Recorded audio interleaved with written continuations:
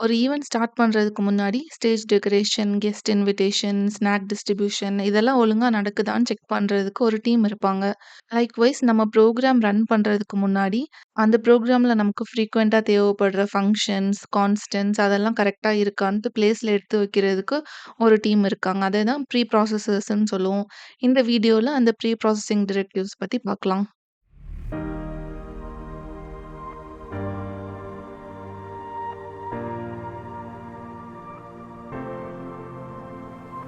நம்ம ப்ரோகிராம ரன் பண்றதுக்கு முன்னாடி நடக்கக்கூடிய ஸ்டெப் தான் வந்து ப்ரீ ப்ராசஸிங். ப்ரோகிராம்ல எல்லா லாஜிக்கையும் நம்ம ஸ்க்ராட்ச்லேருந்து எழுதணும்னு அவசியம் இல்ல. ஃபார் எக்ஸாம்பிள் யூசர் கிட்டேருந்து இன்புட் வாங்குறது, பிரின்ட்எஃப் அதுக்கெல்லாம் வந்து நம்ம மேனுவலா கோட் எழுத மாட்டோம். பில்ட் இன் லைப்ரரீஸ் இருக்கு. stdio.h அதுலேருந்து பிரின்ட்எஃப், ஸ்கேன்எஃப் ஃபங்ஷன்ஸ் யூஸ் பண்ணிக்குவோம். ஆனா முன்னாடி வந்து #include stdio.h அப்படின்னு போட்டு பில்ட் இன் லைப்ரரியில இருக்கிற அந்த ஃபங்ஷன நம்ம வந்து ரெஃபர் பண்ணிக்குவோம். Likewise math function, string function நெறையா லைப்ரரீஸ் இருக்கு. நமக்கு தேவையானத நம்ம யூஸ் பண்ணிக்கலாம். ஒரு ப்ரோகிராம நம்ம எக்ஸிக்யூட் பண்றோம்னா, அது டைரக்ட்டா கம்பைல் ஆகாது. ஃபர்ஸ்ட்டு வந்து சோர்ஸ் கோட் வந்து ப்ரீ ப்ராசஸிங் ஸ்டெப்புக்கு தான் போகும். அதுக்கப்புறம் தான் மெயின் மெத்தட்க்கே வந்து கம்பைலேஷன் ஸ்டார்ட் ஆகும். ஃபர்ஸ்ட்டு ப்ரீ ப்ராசஸிங் செக்ஷன்ல நம்ம எந்த ப்ரீ ப்ராசஸிங் டிரெக்டிவ்ஸ்லாம் குடுத்துருக்கோம். ப்ரீ ப்ராசஸிங் டிரெக்டிவ்ஸ்னாலே ஹேஷ்ல தான் ஸ்டார்ட் ஆகும். ஹெடர் ஃபைல் நம்ம இன்க்ளூட் பண்றது, ஏதாவது கான்ஸ்டன்ட்ஸ் அந்த ப்ரோகிராம்ல யூஸ் பண்றோம்னா, அத டிஃபைன் பண்றது. இந்த ப்ரோகிராம்ல நான் ஒரு ஹெடர் ஃபைல் stdio.h யூஸ் பண்ணியிருக்கேன் அப்படின்னா, ஃபர்ஸ்ட்டு ரன் ஆகுறப்போ இந்த ப்ரீ ப்ராசஸிங் செக்ஷன்ல என்ன நடக்கும்னா, இந்த இதில நமக்கு தேவையான ஃபங்ஷன்ஸ் ஏதாவது யூஸ் பண்ணியிருப்போம்ல இந்த ப்ரோகிராம்ல லைக் ஸ்கேன்எஃப், பிரின்ட்எஃப் அந்த ஃபங்ஷனோட லாஜிக் வந்து இங்கே லோட் ஆகி இருக்கும். ஆட்டோமேட்டிக்கா நம்ம அந்த லாஜிக்க மேனுவலா எழுத வேணாம். ஆனா ப்ரீ ப்ராசஸர் செக்ஷன்ல வந்து நம்ம கம்பைலர் செக் பண்றப்போ, இந்த லைப்ரரியில இருக்க அந்த ரெக்யர்ட் ஃபங்ஷன்ஸ் எல்லாம் அதுவே லோட் பண்ணி வைக்கும் ப்ரோகிராமிங்ல. இது எல்லாத்தையும் லோட் பண்ணி வச்சதுக்கு அப்புறம் தான் கம்பைலர் வந்து மெயின் மெத்தட்ல போய் ஆக்சுவல் ப்ரோகிராம் எக்ஸிகியூஷன் வந்து ஸ்டார்ட் ஆகும். ப்ரீ ப்ராசஸிங் டிரெக்டிவ் எல்லாமே ஹேஷ்ல தான் ஸ்டார்ட் ஆகும். காமனா யூஸ் பண்றது நம்ம ஹெடர் ஃபைல், அதுக்கப்புறம் கான்ஸ்டன்ட்ஸ் டிஃபைன் பண்றதுக்கு யூஸ் பண்ணிக்கலாம். மேக்ரோஸ்க்கு யூஸ் பண்ணிக்கலாம். கண்டிஷனல் கம்பைலேஷனும் நம்ம பண்ணிக்கலாம். ஃபர்ஸ்ட் ப்ரீ ப்ராசஸிங் டிரெக்டிவ் வந்து #include இது வந்து லைப்ரரியில இருக்கக்கூடிய ப்ரீடிஃபைன்ட் ஃபைல்ஸ் அண்ட் ஃபங்ஷன்ஸ ஆக்சஸ் பண்ணணும்னா, அந்த ஃபைலோட நேம இங்க ரெஃபர் பண்ணிட்டு #include அப்படின்னு வச்சுட்டு, அந்த ஃபைல் நேம இன்க்ளூட் பண்ணிட்டு, அதுக்கப்புறமா அதுல இருக்கிற ஃபங்ஷன்ஸ் நமக்கு தேவையானத நம்ம ரெஃபர் பண்ணிக்கலாம். ஒரு டூல் பாக்ஸ் மாதிரி. என் கோட்ல நான் இப்படி எழுதுறேன்.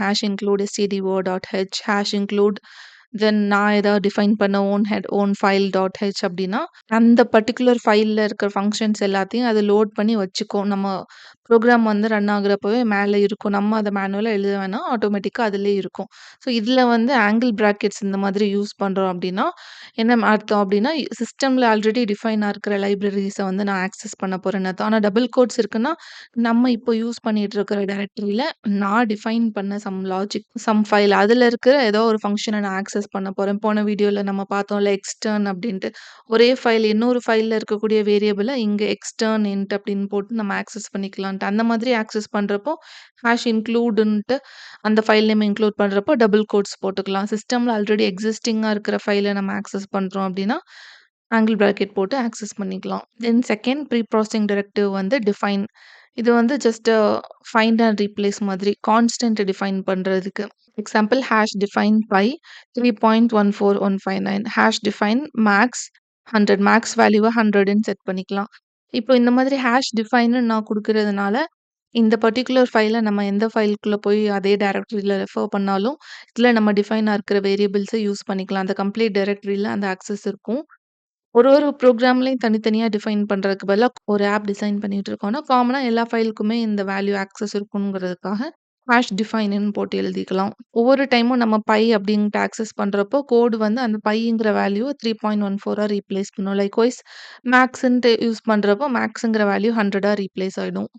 தென் தேர்ட் ப்ரீ ப்ராசஸிங் டிரெக்டிவ் வந்து மேக்ரோஸ். மேக்ரோஸ் எல்லாம் இன்லைன் ஃபங்ஷன் மாதிரி. நம்ம எக்ஸெல்லலாம் யூஸ் பண்ணுவோம்ல, ஷார்ட்கட் மாதிரி லைக் ஷார்ட்கட்டா யூஸ் பண்ணிக்கலாம். Example #define square of x, x into x அப்படின்னா, ஸ்கொயர் ஆஃப் எக்ஸ் எங்கெல்லாம் நம்ம யூஸ் பண்றோமோ, அந்த ஃபங்ஷன் நேம் இருந்ததுன்னா, அது வந்து எக்ஸ் இன்டூ எக்ஸா ரீப்ளேஸ் ஆகணும் அப்படிங்கிற மாதிரி. ஸ்கொயர் ஆஃப் 5ன்னு எழுதுறேன் அப்படின்னா, ஆட்டோமேட்டிக்கா அந்த இடத்துல கோட் வந்து it gets replaced to 5 into 5. Fourth important pre processing directive வந்து கண்டிஷனல் கம்பைலேஷன். நம்ம ப்ரோகிராம்ல இருக்கிற எல்லா லைனையும் எக்ஸிக்யூட் பண்ணாம, ஒரு பர்ட்டிகுலர் செக்மென்ட் மட்டும் இப்ப எக்ஸிக்யூட் ஆகணும். பர்ட்டிகுலர் செக்மென்ட் வந்து ஸ்கிப் பண்ணணும். அந்த கண்ட்ரோல வந்து நம்ம டிட்டர்மைன் பண்றதுக்கு இந்த டைப் யூஸ் பண்ணிக்கலாம். எக்ஸாம்பிள் இஃப் கண்டிஷன் சம்திங்னா பிரிண்ட்எஃப் இது else something printf code skipped like இத நம்ம எங்க யூஸ் பண்ணுவோம் அப்டின்னா, இப்போ நான் வந்து ஒரு கேம் டெவலப் பண்ணியிருக்கேன் சி புரோகிராமிங் வச்சுட்டு. இப்போ ஒரு யூசர் வந்து லாகின் பண்றப்போ அவங்க ஃப்ரீ யூசரா இருந்தாங்கன்னா, அவங்களுக்கு ட்ரையல் வெர்ஷன் மட்டும் தான் இருக்கணும். பெய்ட் யூசரா இருக்காங்கன்னா, ஃபுல் வெர்ஷன் கேமும் இருக்கணும். எல்லாத்துக்குமே தனித்தனியா நம்ம ஃபைல் கிரியேட் பண்ணிட்டு இருக்க மாட்டோம். ஒரு யூசர் லாகின் ஆகுறப்போ, அது இங்கே செக்கிங் வந்து ப்ரீ ப்ராசஸர்ல வச்சுக்கலாம். இஃப் வந்து அவங்க ஃப்ரீ யூசரா, இல்ல பெய்ட் யூசரான்ட்டு. ஃப்ரீ யூசரா இருந்தா, அந்த ட்ரையல் வெர்ஷன்ல இருக்கிற மினி கோட் மட்டும் தான் ரன் ஆகணும். இல்ல அவங்க பெய்ட் யூசர் அப்டின்னா, ஃபுல் கேமையும் அவங்களுக்கு ஆக்சஸ் பண்ற மாதிரி இருக்கணும். அந்த மாதிரி கண்டிஷனல் லாஜிக்க நம்ம இந்த type of pre processing directive வச்சு டிஃபைன் பண்ணிக்கலாம். Then other common pre processing directives என்னன்னா, அன்டெஃப் இது வந்து டிஃபைன் அப்டின்ட்டு ஒரு கான்ஸ்டன்ட்ட நம்ம டிஃபைன் பண்ணியிருப்போம்ல, அத வந்து மெமரிலருந்து கிளியர் பண்ணி ரிமூவ் பண்றதுக்கு. ஹாஷ் டிஃபைன் ரேட் 10 அப்டின்னு குடுத்துட்டு, ரேட்டுக்கு 10ன்னு ஒரு வேல்யூ அசைன் பண்ணியிருக்கேன். தென் ஹாஷ் அன்டெஃப் ரேட் அப்டின்னா, அந்த ரேட்டுங்கிறதுக்கு வேல்யூ வந்து எரேஸ் ஆயிடும்.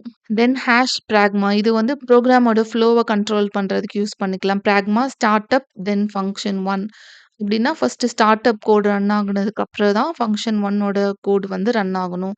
இந்த ஃபங்ஷன் ஃபர்ஸ்ட் அதுக்கப்புறம் தான் இந்த ஃபங்ஷன் எக்ஸிக்யூட் ஆகணும். நம்ம எந்த ஆர்டர்ல எழுதியிருந்தாலும், ஃபர்ஸ்ட்டு இது ரன் ஆன அப்புறம் தான் இது ரன் ஆகணும். அப்டி வந்து புரோகிராம் ஃப்ளோவ சேஞ்ச் பண்ணிக்கலாம்.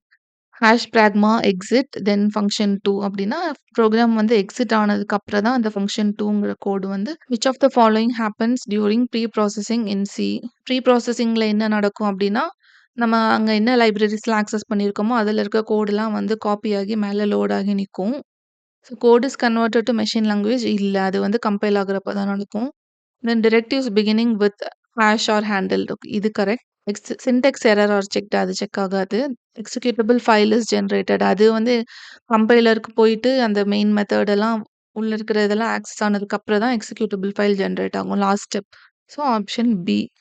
What is the output of the following code? இங்க ஹெடர் ஃபைல் இன்க்ளூட் பண்ணிட்டு ஹாஷ் டிஃபைன் அப்டின்ட்டு இங்க ஒரு மேக்ரோ ஸ்கொயர் ஆஃப் எக்ஸ்னா x into x. Then main மெத்தட்ல int a equal to 5 printf square of a plus 1. So square of a plus 1னா a equal to 5 அப்போ 6. Square of 6னா இது வந்து 6 இன்டூ 6 36 அப்படின்னு நெனைப்போம். ஆனா இங்க ஒரு ஃப்ளா இருக்கு. ப்ரீ ப்ராசஸிங் ஸ்டெப்ல வந்து சின்டாக்ஸ் செக்கிங் எதுவுமே நடக்காது. ஸோ இங்க வந்து எக்ஸ் இன்டூ எக்ஸ்ன்னு குடுத்துருக்கோம் அப்படின்னா, இந்த மாதிரி மேக்ரோவா நம்ம டிஃபைன் பண்றப்போ, நம்ம இங்க என்ன குடுத்துருக்கோமோ அதே மாதிரி தான் கன்வர்ஷனும் நடக்கும். 5 + 1ன்னு குடுத்தா உடனே 5 வந்து ஆட்டோமேட்டிக்கா 5 + 1 = 6 அப்படின்னு கன்வெர்ட் ஆயிருக்கு. அது எக்ஸாக்ட்டா எப்படி இருக்கோ அதே தான் நடக்கும். ஸோ ஸ்கொயர் ஆஃப் எக்ஸ்னா எக்ஸ் இன்டூ எக்ஸ்ன்ட்டு நான் சேஞ்ச் ஆகணுன்ட்டு இந்த கோட் இருக்கு. So square of a plus 1னா அப்போ ஏ ஈக்குவல் டு 5. அப்போ இது வந்து 5 + 1 இன்டூ 5 + 1 அப்படிதான் நடக்கும். தென் இங்க வந்து 5 + 1 6ன்னு ஆட் ஆகியிருக்காது. இங்க மல்டிப்ளிகேஷனுக்கு தான் ஹையர் பிரெசிடென்ஸ் இருக்கிறனால என்ன நடக்கும்னா 5 + 1 இன்டூ 5 இதுதான் ஃபர்ஸ்ட் ரன் ஆகும். 5 + 1 ஸோ அவுட்புட் வந்து 10 + 1 = 11 அப்படின்னு தான் இருக்கும். நான் ஃபர்ஸ்ட்டு நம்ம நெனச்ச மாதிரி 5 + 1னா 6. ஸோ 6 × 6 = 36ன்னு வரணும்னா, நம்ம இங்க இந்த மேக்ரோவ எப்படி டிஃபைன் பண்ணியிருக்கணும்னா, hash define square of x change it with x into x. இப்படி பேரந்தசிஸ் போட்டிருந்தா தான் இதுல இருக்கு. இங்க ஒரு டெர்ம் இருக்கு, இங்க ஒரு டெர்ம் இருக்கு. 2யும் மல்டிப்ளை பண்ணு அப்படின்ட்டு கம்பைலர் வந்து அண்டர்ஸ்டாண்ட் பண்ணும். இல்லன்னா லிட்டரலா இதே மாதிரி தான் எழுதி கால்குலேட் பண்ணி குடுக்கும். What is the output of the following program?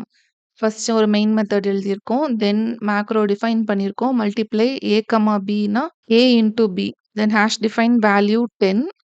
இதுக்கப்புறம் அதே வேல்யூவ நான் அன்டிஃபைன் பண்ணிட்டேன். Undefine value again hash define value 20 10ன்னு அசைன் பண்ணிட்டு அத ரிமூவ் பண்ணி விட்டுட்டு தென் அகெயின் 20ன்னு அசைன் பண்ணியிருக்கோம். இங்க மெயின் மெத்தட்ல int x equal to 2 y equal to 3 printf multiply of x plus 1 comma y plus 2 then printf value. இதோட அவுட்புட் என்னன்ட்டு கமெண்ட் பண்ணுங்க. இந்த வீடியோல நம்ம ப்ரீ ப்ராசஸிங் டிரெக்டிவ்ஸ் பத்தி பார்த்தோம். ஹாஷ் இன்க்ளூட் எதுக்கு நம்ம யூஸ் பண்ணோம்னா, ப்ரீவியஸ்லி எக்ஸிஸ்டிங் ஃபைல்ஸ் அண்ட் ஃபங்ஷன்ஸ யூஸ் பண்ண போறோம். Like printf, scanf for mathematical functions அந்த மாதிரி சிச்சுவேஷன்ல ஹாஷ் இன்க்ளூடுன்னு அந்த ஃபைல் நேம் எழுதிட்டு, நம்ம ப்ரோகிராம்ல அந்த லாஜிக்க யூஸ் பண்ணிக்கலாம் அந்த ஃபங்ஷன. எக்ஸிக்யூட் ஆகுறப்போ அந்த ஃபைல்ல இருக்க ஃபங்ஷன்ஸ் எல்லாம் ஃபர்ஸ்ட் லோட் ஆகிரும். ப்ரீ ப்ராசஸிங் டைம்ல. ஹாஷ் டிஃபைனுன்னு குடுத்துட்டு நம்ம கான்ஸ்டன்ட்ஸ், மேக்ரோஸ்லாம் டிஃபைன் பண்ணிக்கலாம். தென் கண்டிஷனல் கம்பைலேஷன்னா ப்ரோகிராமோட ஃப்ளோ வந்து கண்ட்ரோல் பண்றதுக்கு ஃபர்ஸ்ட்டு பெய்ட் யூசரா இருந்தா இன்டர்ஃபேஸ் இந்த மாதிரி இருக்கணும். ஃப்ரீ யூசரா இருந்தா இன்டர்ஃபேஸ் இப்படி இருக்கணும். இல்லன்னா விண்டோ யூசரா இருந்தா இன்டர்ஃபேஸ் இந்த மாதிரி இருக்கணும். லினக்ஸ் யூசரா இருந்தா அந்த மாதிரி இருக்கும். அந்த மாதிரி செட்டிங்ஸ் எல்லாம் அங்க ப்ரீ ப்ராசஸிங் ஸ்டெப்ல நம்ம ஆட் பண்ணிக்கலாம். நெக்ஸ்ட் வீடியோல நம்ம யூசர் டிஃபைன்ட் டேட்டா டைப்ஸ் பத்தி பார்க்கலாம். Thank you.